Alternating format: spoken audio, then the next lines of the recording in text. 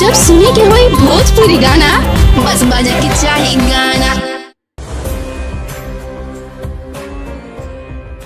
रुक कर नहीं रहुआ तू जा, हमरा अकेले में दर्शन करे के बा। हो गल नाटक चालू। घर में तो नाटक करबो के लेनी, पूरा समाज के सामने नाटक करत थी। हम नौटंकी करते कि तू करतो कहते नु जा अकेले दर्शन कर। देखा हम सीधा बोला थी चल अंदर। तहरा ले अभी तक जीतल बने की जीतल चल। हमके सौंप देनी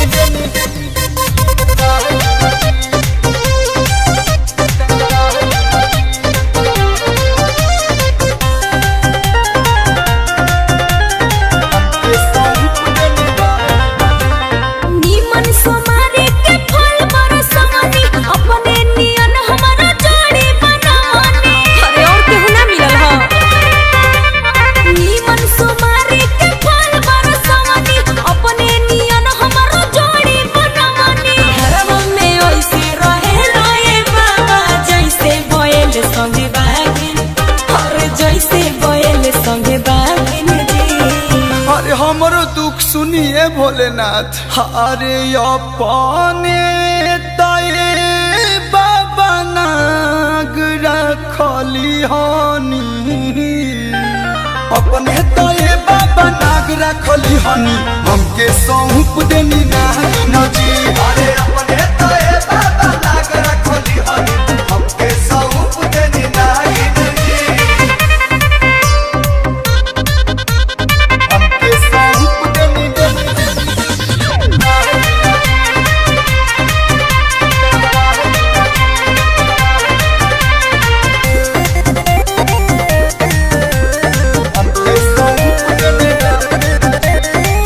कहीं पूजा राओ बेल पतई फूल से लिख देनी भाग हमार रउआ तेरा सोल से।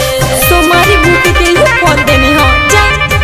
हंसे तो डसे लगे बिया, हम बानी जैसे गणेश जी के।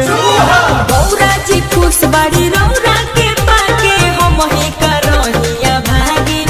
अरे हम ही करहिया भागिन जी। तनी दर्द में सुनावा बाबा के। अरे अपने तये बाबा नागरा खोली हनी, बच्चा के पुकारतिया दोस्त ले देखो तो। अरे अपने तये बाबा नागरा खोली हनी, हमके सौंप देनी नागिन जी। अरे अपने तये बाबा नागरा खोली हनी, हमके सौंप देनी नागिन जी। हमके सौंप देनी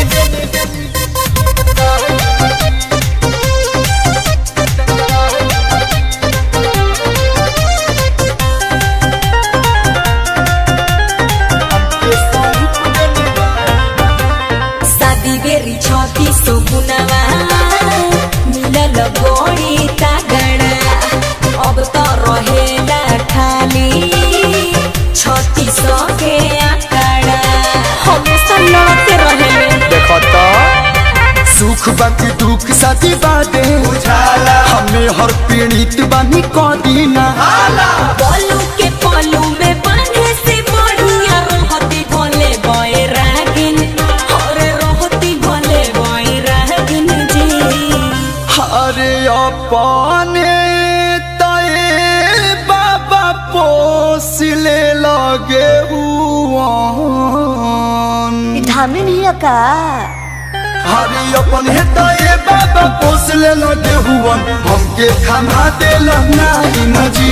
अरे अपने तये बाबा नाग रखली हनी, हमके सौंप देनी नागिन जी। जैसा ने बाड़े ठीके बाड़े। अरे हमरो दुख सुनिए भोलेनाथ। अरे अपने तये बाबा नाग रखली हनी, अपने तये बाबा नाग रखली हनी, हमके सौंप देनी ना